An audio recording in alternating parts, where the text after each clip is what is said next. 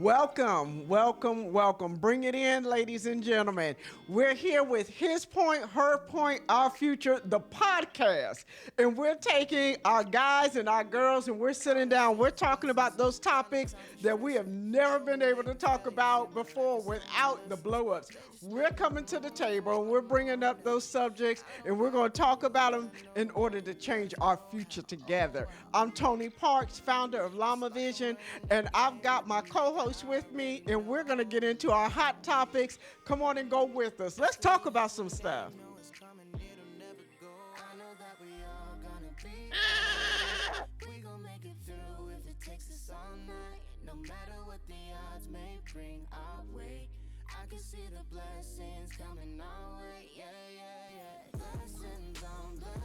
Good evening, and welcome to this point, our future, where we come together to discuss the topics that affect our communities in order that we may find some common ground where we can improve the current state of the communities that we live in. On tonight's episode, we have a special guest with us, Cynthia Walker, who is the founder of SOFIA, which is Start Out Fresh Intervention Advocates.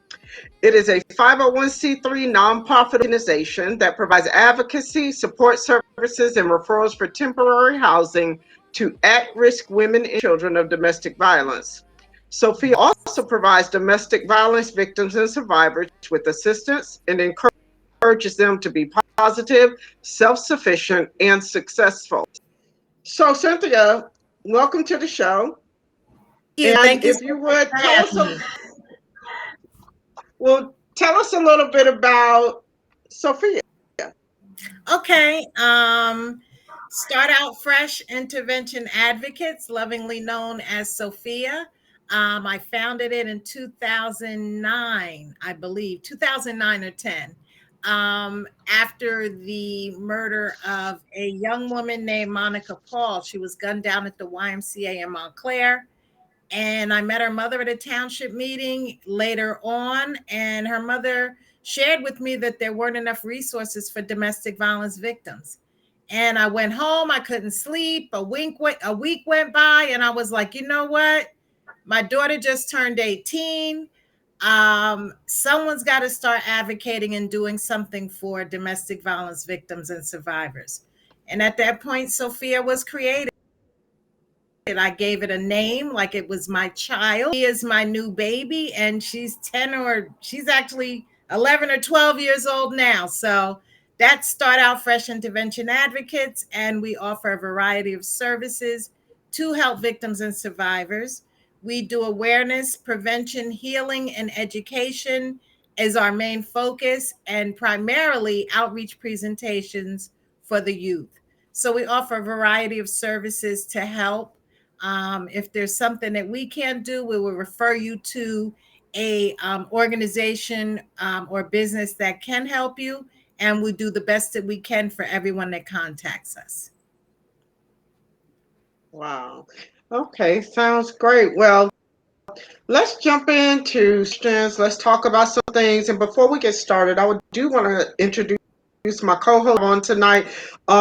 One very special co-host joining us on our virtual programs is Debbie. Debbie is our admin. She's our secretary, and she will be joining us on virtual sessions. And we want to welcome her tonight. Debbie, you step in, tell a little bit about on the J, and then we'll get started.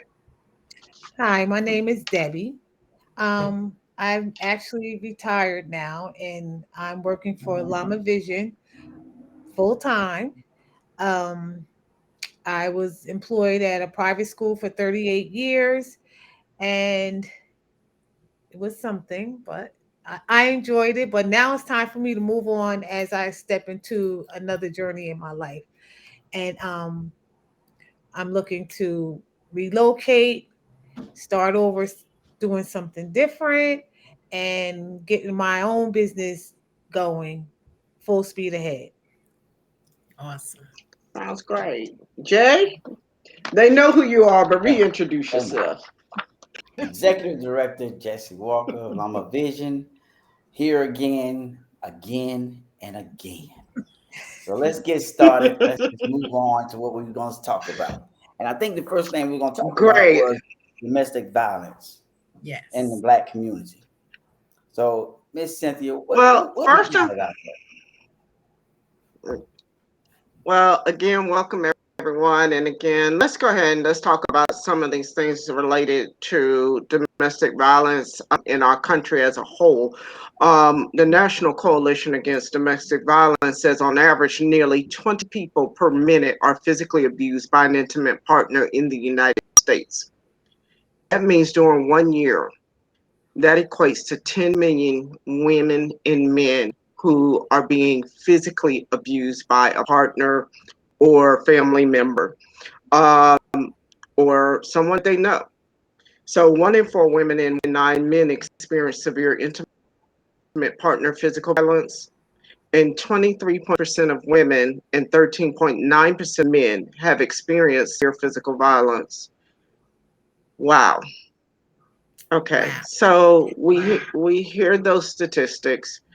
Um, we all know someone who has been involved in domestic violence. Cynthia, talk to us a little when we hear the phrase, why do they not just leave? Why Mm, not just leave? yeah, it's actually it's pretty a pretty judgmental statement for someone that is experiencing trauma on a daily basis. So I have my notes here because I never want to forget anything. Um, and a lot of times we ask, why do they stay? Why do they stay? So it could be difficult for many people to understand that, why we stay in an abusive relationship.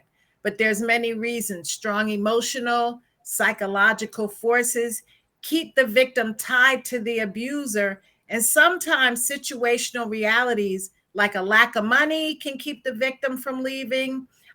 Belief that the abusive partner will change, of the remorse and promises to stop battering. We love the person, we just want the abuse to stop. Fear for the Okay. abuser who threatens to kill the victim if abuse is reported to anyone, or a lack of emotional support. So a lot of times the victims threaten the other they threaten to kill the other family members, sometimes the family pet. So we tend to stay to protect our other loved ones. Guilt over failure of the relationship, attachment to the partner. As I mentioned earlier, we love the person, we just want the abuse to stop. Fear of making life changes. I mean, if this is something that you're used to on a daily basis, even if you're being abused, it's still normal activity to you until you get the strength and the courage to leave, or until someone says something to you. Hey, if you need any help, I'm here for you. Sometimes people just don't offer. Make an offer if you're in a position to help. We feel responsible for the abuse. We make excuses. Oh, they're being abusive because they had a rough childhood. So these are reasons why we tend to stay. We feel hopeless, helpless, and we feel trapped. Like I said, if no one offers to help you, I might as well just stay. Might as well just stay. This is all that I know. Also, belief that she or he is the only one who can help the abuser with the problems. So we try to be problem solvers all the time, but that still doesn't change the behavior of the abuser. Then there's also situational reasons for staying. Economic independence. I've been with the abuser all my life. Well, let's just say since a teenager, and I don't have any sources of income. So the income is coming from the abuser. Fear or physical harm to the self or children, which I mentioned earlier. They threaten to hurt our other family members. Fear of emotional damage to children over loss of a parent, even if it isn't an abusive parent. Sometimes we're hurt because our parent is pulled away from us. Our parents are separated. Same thing as getting a divorce. Lack of job skills. I never went to college. I don't have any trade under my belt. So I can't get a job. At least that's what's in my head. not knowing that there's entry-level jobs out there where I can start working or get a job. Social isolation, lack of support, because the abuser is often the victim's only support system. Lack of information regarding domestic violence resources. That's why we focus on building domestic violence advocates within SOFIA to offer help or resources. Lack of alternative housing. They just don't know that there's a safe house that they can go to. And they're not shelters anymore. It's more like a big house and you have a bedroom. Right. So it's very comfortable and accommodating for you and your children. Cultural or religious constraints. We're always told you love unconditionally, no matter what the situation is. So people that are religious believe that they should stay in these abusive relationships. I do want to mention for the men that we can accommodate men that are also victims of domestic violence. So yes, we accommodate men, women, and children. All right. And those are most of the reasons why we tend to stay in abusive relationships. Where's it all start at? I mean, where's the red flags come in at that you notice that this is where it's going to end up being an abusive relationship? I got my notes on that too. So we do, when we go out and we do safe dating presentations for the youth, we like to go over the 10 warning signs of an abusive person, just so they know that this is not normal behavior. So 10? some of the, I'm sorry? It's 10 warning signs? It's more than that, but we kind of keep it a little condensed. The warning signs, here's the warning signs and the red flags. Abuse of alcohol or other drugs. If someone's an alcoholic or using drugs. Have a history of trouble with the law, gets into fights or breaks and destroys property. People that are destructive or have an angry fit and then the next minute they're okay, you know? Blame you for how they treat you. So I just slapped you, but I blame you because I said you didn't do the dishes. So the blaming part where it's okay for me to abuse you.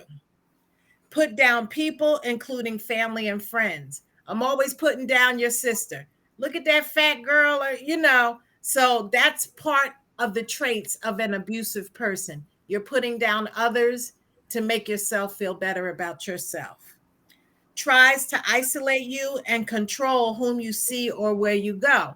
We all had people we were hanging out with, friends, cousins. All of a sudden, you don't see them for months. They don't answer their cell phone. So the abuser is isolating them from you and other family and friends. They take your money and take advantage of you in other ways. So you went to work, you got paid. They take your entire paycheck to keep you from having money and resources to leave. So they have total control over your finances. Accuse you of flirting or coming on to others, or accuse you of cheating on them. That happens a lot.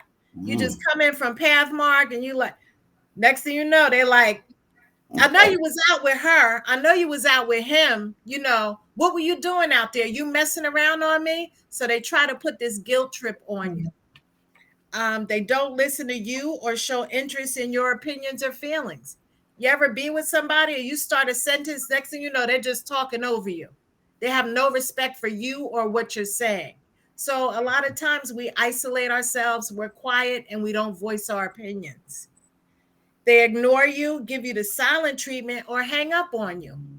Like, what did I do? I mean, it's kind of gaslighting. If you have a chance, look up gaslighting. I also refer to it as crazy making, because you're like, wait, I just came home from Pathmark, but now I'm being questioned where I was. Then you start thinking, you're like, wait a minute, what's going on here? So that whole crazy making thing takes a play into it as well. So those are some of the warning signs and the red flags of an abusive person. Wow. Do we get questions, guys? Do you get many women perpetrators? Well, we've had a few, but the men have contacted us. We put them in touch with the male advocates. They speak to them one time, and most times they don't connect after that because men tend to be more embarrassed about the situation. You know, it's emasculating that my woman is abusing me. But like I said, we do have resources to help the men as well. Right. Good. Right. Okay, going back to the financial dependency, things like that, that kind of takes me into my next topic of how we had in the US an 8.1% increase in domestic violence when COVID-19, since COVID-19. Mm-hmm. It started out with the lockdowns, and you had so many people home and couldn't be outside the homes. You had people losing their jobs, things so on. So the term that they gave it was uh, the shadow pandemic. Okay, and what it was that less men and women who were being abused, or they weren't. It wasn't getting out. It wasn't getting out basically because the lockdown. They were in the homes, and no one was really a communicate. Have you? Talk to me about that. When we have this is brand new. This whole pandemic situation for us, as well as all of the financial to the pandemic. What are we dealing with here? I mean, are we going to see these numbers continue to increase, or and what does one do when in that situation? If we have to go on the lockdown again, what are their options? Hmm. There's a few options. Hope and pray that your abuser leaves out to go to the store. Hope and pray that your abuser leaves and maybe has to go into work that day. At that point, with the resources that are offered, they can only communicate a short period of time. We keep the victims suffering in silence in prayer constantly because they don't have that outlet to be free. Even when the abuser was going to work from 9 to 5, hey, they were getting out of the house. They were able to call the domestic violence hotline. They were able to plug into the resources. But now with the abusers working from home, we have to keep hope and prayer for the people suffering in silence. The hotline is open. The safe house, there's a bunch of resources that you can call. If you have access to a computer, there's only certain websites you could go in because the abusers have tracking systems on the internet, on the PCs, on their phone. So they have to be very careful on how they try to communicate with the outside world. So all we could do is keep them in prayer. The SOFIA line has been extremely quiet. The Safe House line has been quiet. It's been opening up a little more now, but when the beginning of the pandemic, when it started, the lines were very quiet. There was no communication. So it's tough, give them the resources. Give them a phone number like my mother used to do, write or pick it down. 9258 SMB, Straighten Box. Put all those numbers to the domestic violence hotline. 800 Straighten Box, 499 Straighten Box. Give them a little piece of paper. That way, if the abuser picks it up, they don't know what it is. Right. They don't know the number. Right. So you can communicate with that person when they have personal time with the best way for you to communicate with them. If they say call me at 1:23 a.m., call them at 1:23 a.m. If you can't, let them know that I can't help you. Let them find someone that can help them. So same thing when the abusers go to work. If they're ready to leave, they got their bags packed. They're like, hey, they leave at midnight. Be here at 12:03. Be there at 12:03. If you can't do it, just let them know I'm not available to help you. So whatever they tell you, they know what's best, and they know the safest time for them to try to escape their abusive relationship. So what do it have to do with our kids? That's the biggest question for me. Is what kind of effect do it have on our kids? I mean, we all suffered, not we all. I suffered trauma as a child, and it still affects me now. So anxiety, chronic depression, death can be traumatic to a child. What if one parent gets murdered by the other one? They have to go stay somewhere with another family member. First of all, they don't have one of their parents. The other parent is probably going to jail. What effects does it have on our children? Sickness, depression, sleep disorders, self-neglect, panic attacks. And I could go on and on and on. I can go on and on and on. If any of you suffered trauma as a child, just raise your hand. And you know the effects that it has on you as an adult. We carry it into our adulthood. You know, so we all got bad habits. We drink, we do drugs, we smoke, we self-meditate. So it just perpetuates this. It just keep pushing the narrative as far as it goes to the next generation. Absolutely. That's why we talk about breaking the cycle.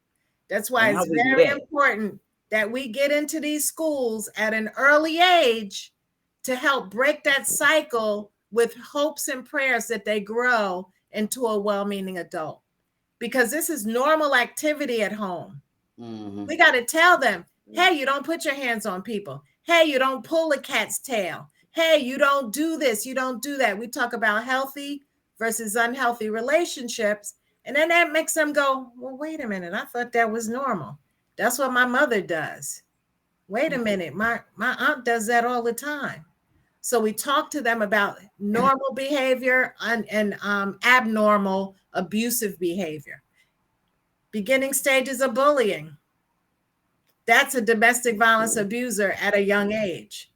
If you see that your child is a bully, get help for your child. If you're embarrassed, go to the next town over. My daughter was a bully. I'm like, wait a minute. I went for counseling at the school. We went to counseling at a center in Montclair. And I was just hurt seeing that my daughter was a bully. Just acknowledge it and help break that cycle at an early age. I ask all parents to do that. You know your kid's a bully. If you don't, then you're a bully yourself. And here we go. That's the cycle. We carry it into our children and into our adulthood. So bullying is just a level down from a domestic violence abuser. So the first one that noticed all these problems would primarily be a teacher or somebody of that nature? Teachers do notice them. Educators I talk to all the time. But, what could they possibly do without you? It's so complicated. It's so complicated. Like, they know that these children are growing up in domestic violence households, but what are they going to say to the parent? We got a whole nother dynamic there. Yeah. Exactly. The dynamics, the complication with these situations. So we're going to actually try to put together a curriculum. Actually, we did put together a curriculum to put in the schools. We were turned down about 5-6 years ago, but we got another team of people that are going to try again and go to different school districts just to have some type of elective. They can choose to take this course. It doesn't have to be mandatory. Well, how can you get these students to even speak out? Because one of the things growing up, even in my house, everybody else's house, I'm quite sure they told, you don't let nobody know what goes on in that house. Right. What goes on in the house stays in the house. Exactly. Yes, absolutely. But the times have changed. I know these millennials will put you on blast in a minute. But the one thing is with the abusive behavior, they do think that it's normal. you know, and that's our job, to get out there into these schools, let them know what's healthy, what's unhealthy, and how to not be an abusive person, how to have healthy and unhealthy, have to have a healthy relationship. Yeah. Now I'm seeing Well, in cases. I'm sorry. You got go ahead, something, Jay. Tony?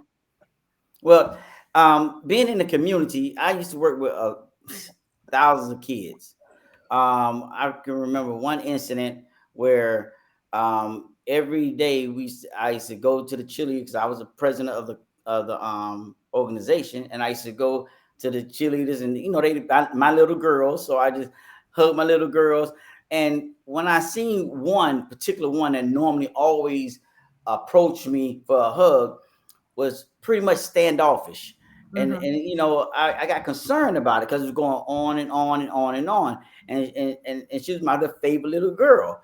And what happened was I contacted her mother and I asked her mother, has anything changed in the house? Like, did she schoolwork, has that changed or something, or is her brother being more aggressive or whatever? Anything in that nature. Better yet, the only thing ever happened was she moved her boyfriend in. The mother's boyfriend. Right, the mother's boyfriend. She moved her boyfriend in, and you don't want to assume or throw any accusations out there. You just want to just let it fester on and come out, on his own, and hopefully the little girl will say something. Well, a year went by, and one of the little girls, another little girl on the same squad, fested that she told her about something going on in the house. But when we confronted the mother, it was no doubt, no deal. This did not happen, could not have happened, right, and would not have happened in this case. And it seemed as though this guy, he was taking care of all the bills. Everything was nice, and she driving nice luxury cars and stuff. I don't know if it was an exchange, but it was to the worst. Absolutely. Absolutely. A lot of times we have to watch who we bring into our household.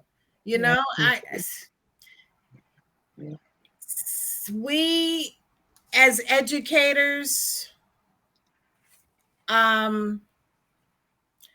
we try to encourage them to communicate with the person that is in the situation, because approaching the parents is, what did you get, Jay? Backlash, denial. She wanted to pull a child. She wanted to lead this organization. Yes. We was all in fault for looking at it in different situations, which turned out to be what we expected. Absolutely. The sad part about it is both was prosecuted. The mother and the young man. Yes, absolutely. Thank you, Jesus. But yeah, we have to try to just be more supportive to the person that we know is in the situation.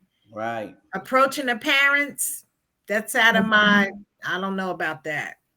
So what does the stay in my lane? So how the school teacher does this? Because I noticed this. I'm quite sure they do.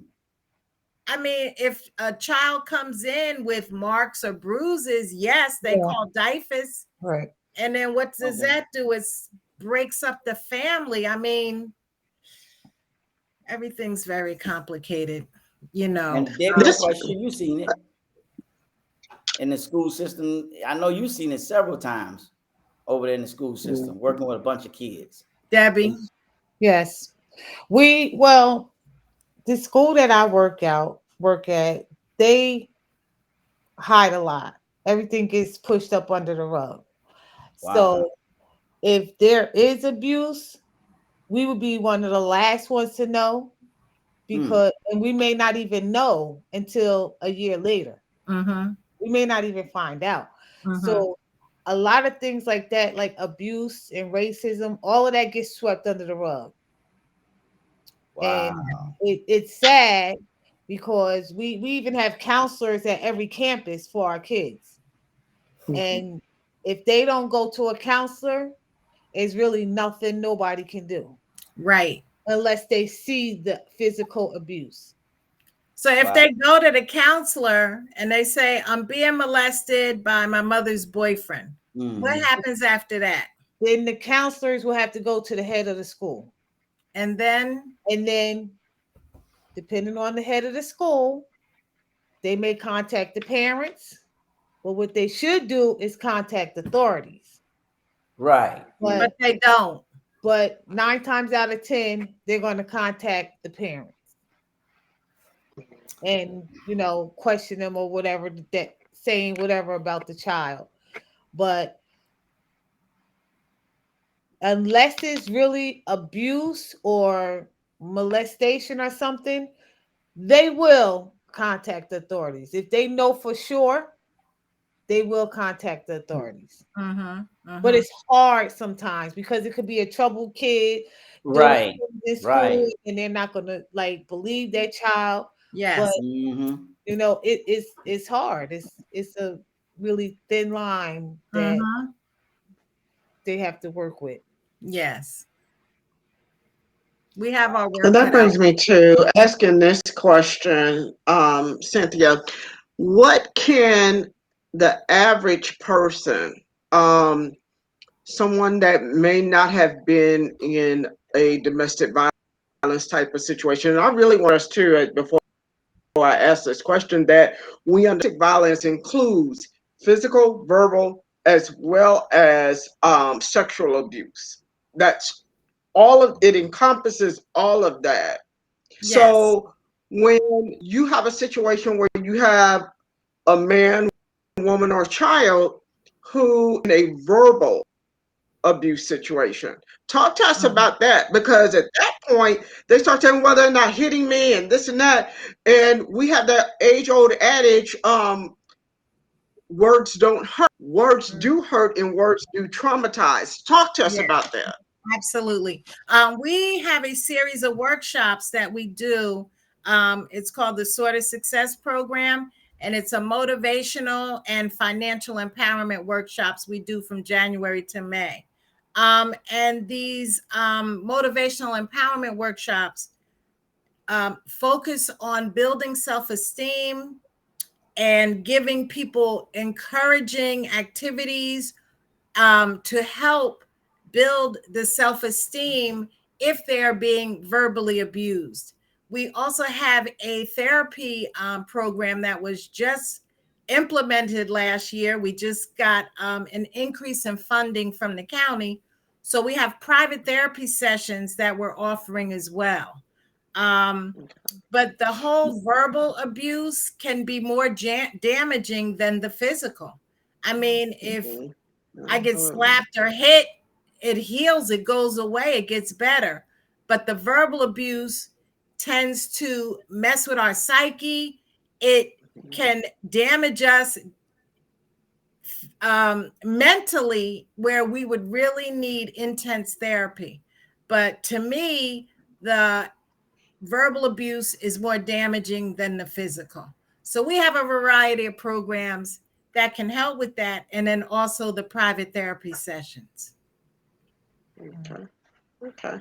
What are some symptoms that, as I was getting ready to go into earlier, what are some symptoms that, or some signs that the average person can look for to know whether or not a person is in a physical abuse situation? For instance, I know for me, I can tell an abuser and I can tell a victim. That's because I've been in the situation. I know what it looks like. Right. So what do you do when you don't know, you've not been in that, you don't know what it looks like? What are some signs and symptoms that you look for? Well, you look for people that are isolated. They just have a change in behavior. We talk about how you can help a victim. Sometimes when you go to help, they can become defensive. That's not happening to me. It's all about the approach. Denial. They're in denial. No, I'm not in an abusive relationship. but you see it from head to toe, their actions, what Yeah. they do. You can see the physical marks. There's also, like I said, definitely the isolation. You've been hanging out with your cousin for years, and then all of a sudden they're not showing up or calling. Wishy-washiness, 1 minute I'm happy and next minute I'm ready to fight, so well, wait a minute, what's going on? How are you feeling? Do you want to talk about that? I'm here for you. So those are some of the things we say to people that we think are in an abusive relationship. Withdraw. Victims can become completely withdrawn, hard to communicate. How to respond. We don't give up. Just don't give up. Let them know you're there for them. I do have some information here that we like to use when we try to communicate with a victim. I'm looking for this. Here it is. You can always offer your support, and here's some of the things that you can say to them. I know this is difficult to discuss, but please know you can talk to me about anything. If you let them know that they can talk to you about anything, they're going to build the trust with you, and be sure to let them know that everything they tell you is 100% confidential. Don't go tell your cousin or your sister, hey, I just talked to, she said that you got to keep it 100% confidential if you want to help them. Let them know that you are not alone. I care about you and I'm here for you no matter what. Do you know how many people just want to know that someone cares about them? They never heard that before. I care about you. They look at you like, what? Yeah, I do. I care about you and I'm concerned for your safety. They know, hey, maybe I could talk to that person in a week or so about what's going on with me. You can also say you are not responsible for what's going on. Let them know it's not their fault. No matter what you did not deserve this. If you see your girlfriend and she got a slap, or you see your cousin, your boy, he's coming up from down south to visit you, and your cousin comes walking in and he got a slash across his neck from some female scratching him, let him know, hey man, what's up? I'm here for you if you ever want to talk. That's it. Don't go, hey, what happened to your neck? Oh God, what happened? Don't make a big deal out of it. They're already feeling self-conscious about what's going on with their physical appearance. Express your concern for their safety. I see what's going on and I want to help. Please know that if you need to talk, you can always come to me. When have you ever heard, has anyone ever said that to you? That's a concerned person, somebody that wants to help you. Please know that if you need to talk, you can always come to me. And if you say that on occasion, eventually they're going to come to you. Have the resources ready. A lot of times we hear, oh, my cousins are going to go down. They're going to beat up this guy. He's putting his hands on you. Do not confront the abuser. Ever. All you're doing is putting the victim in more danger. Correct. And that victim is going to get it because you put that person on blast. So avoid confrontation. Communicate with the victim, never the abuser. Communicate with the victim, never the abuser. Remember, you're not alone. I'm here for you when you're ready. I'm here to help. I'm always available. Even if you don't want to talk about it now, they know they could talk about it later. They know you're there for them. Let them make their own decisions. Say to them, I want to help. What can I do to support you? We sit in with, I was working for Clifton Little Falls Police Department on the certified domestic violence advocate team. And my question to them after we sat and listened is, what would you like most now? I just want to go back home. I want the abuse to stop. I want to get the name and the number of an attorney, because when I leave in 4 months, I want to try to get custody of my children. So that question right there, what would you like most now? You never know what answer you're going to get, and do whatever you can to try to help them. What would you like most now? How can I protect your safety? I take that back, because that's too risky. Because I'm scratching that off my list. Right now. That's not a good question. So when they're kind of ready, give them the number to the safe house or the local domestic violence organization. If you two are alone,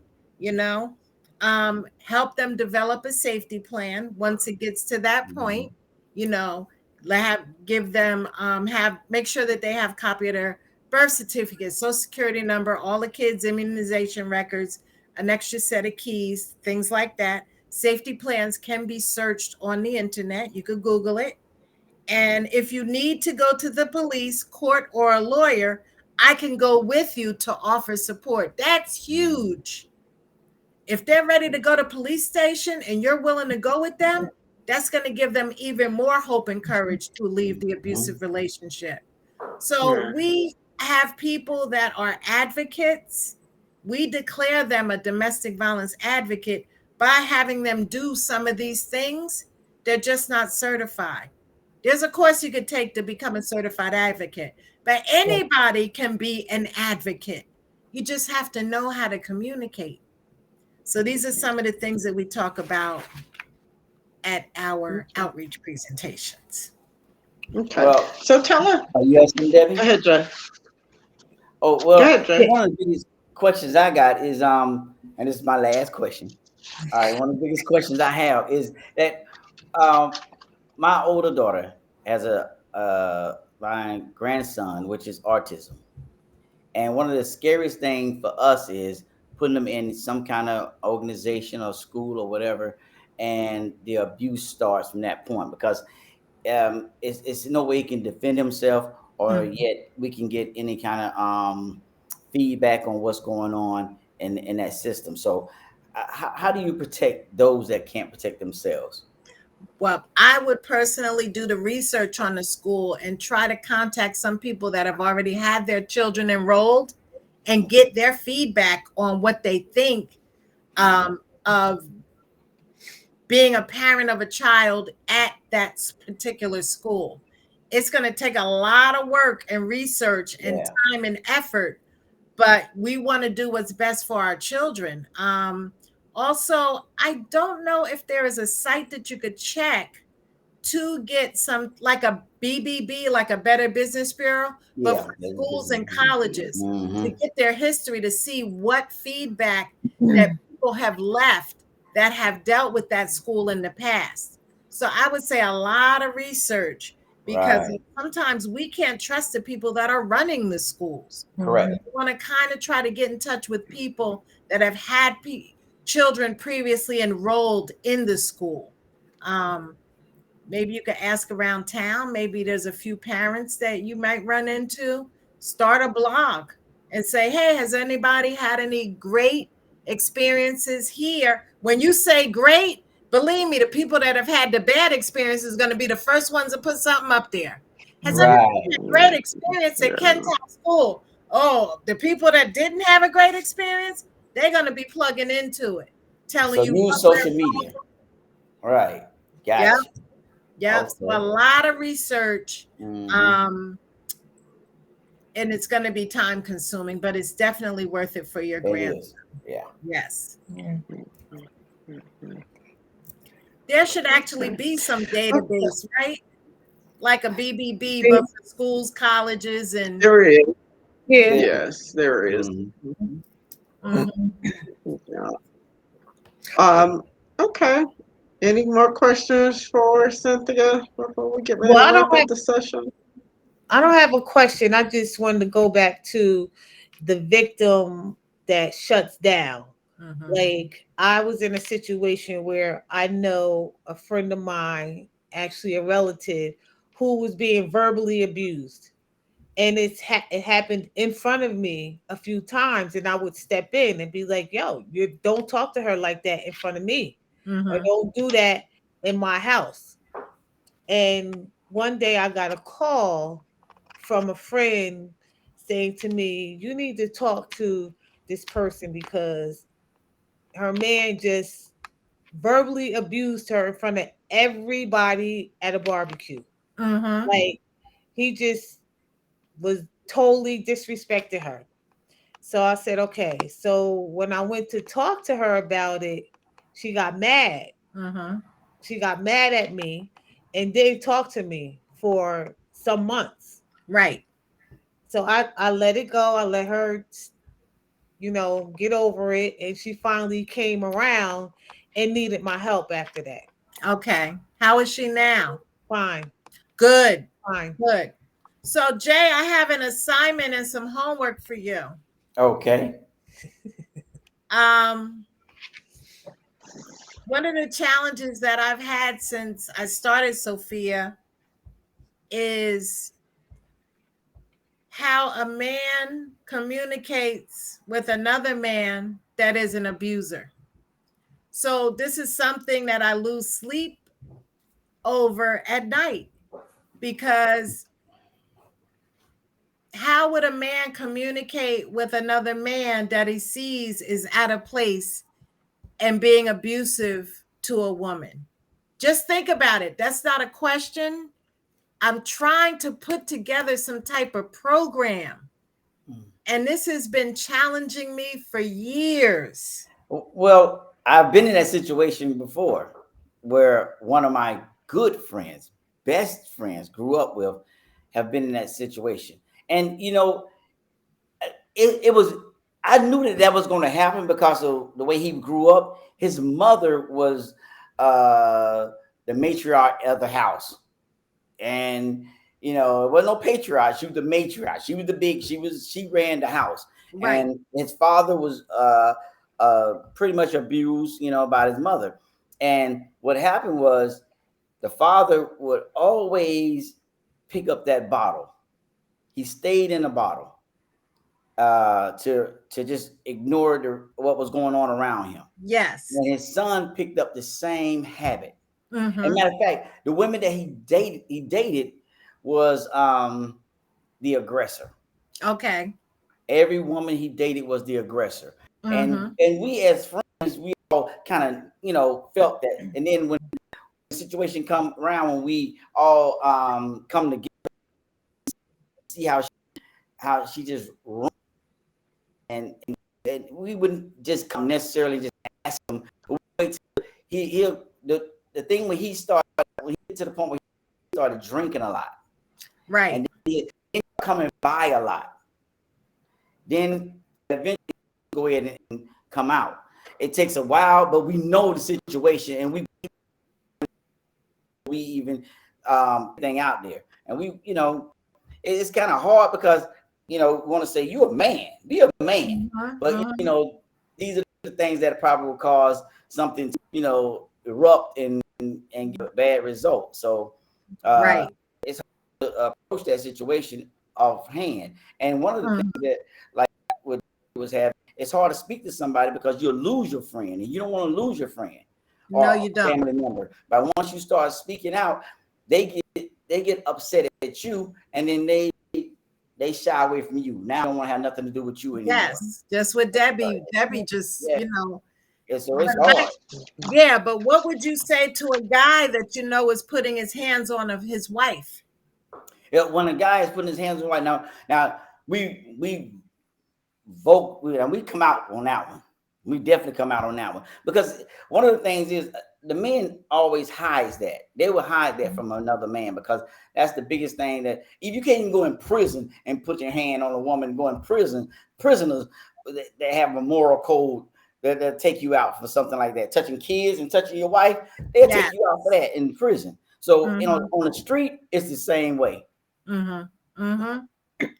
Right. Well, we're trying to put together a program to train men on how to have that conversation with the abuser, but without harming the victim that's at home. there are men that have gone to jail for being abusive and murder, and it's a requirement that they go to this program that's run in Bergen County. I can't even remember the name of it, but anyway, they have to go through 6 months of this program. It's I can't think. It's almost like a step 12 program, right? Like For for domestic alcoholics, violence abusers, right? And before they're fully released from the prison, they have to go through this course. And I mean, I've seen 2 videos of guys explaining why they hate women. So I believe that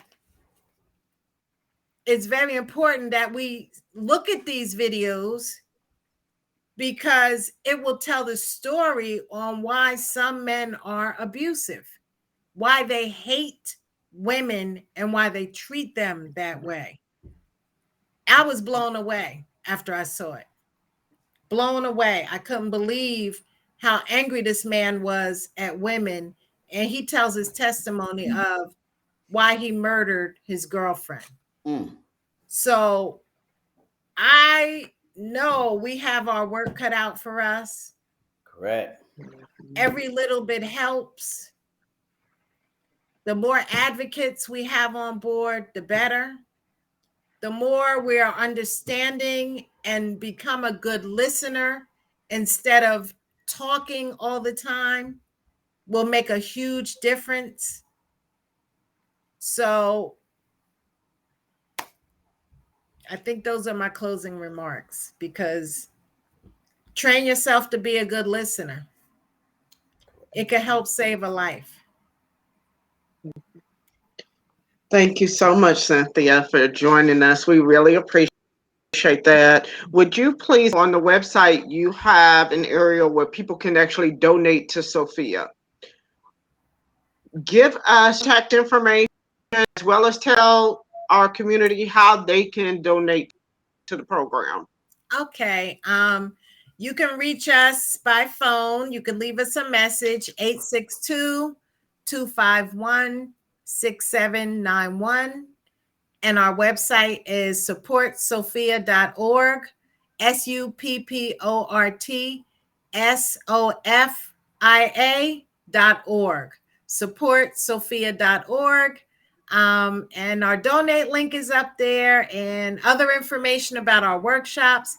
If you'd like to volunteer, there's a contact section. You could complete the volunteer application.